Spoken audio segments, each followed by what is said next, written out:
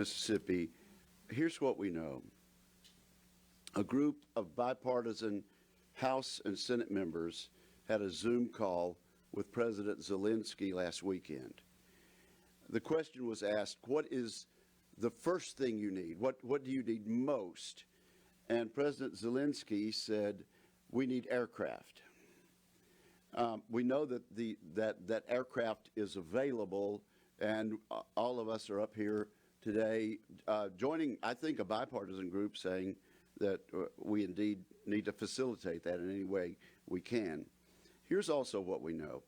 We know that when this war began 14 days ago, in the run-up to it, most of the intelligence, most of the experts in and out of the government were saying that the Ukrainians would be overrun in a matter of 2, 3, 4 days. The president of a country named Zelensky, who has led his country to thwart the Russian advance for 2 weeks, knows what he's doing. And when he says they need the aircraft, and we have at our disposal the aircraft to give him, we ought to rely on that person who so far has been phenomenally successful. But something's going on here which I don't understand. I will be followed by Senator Portman, who, along with Senator Shaheen, wrote a very fine letter this past weekend urging the delivery of the MiGs and urging the United States government under the leadership of the President and the Secretary of State to do what, in fact, the Secretary of State had said he would support. I felt we could get a number of Democrats to sign that letter last weekend.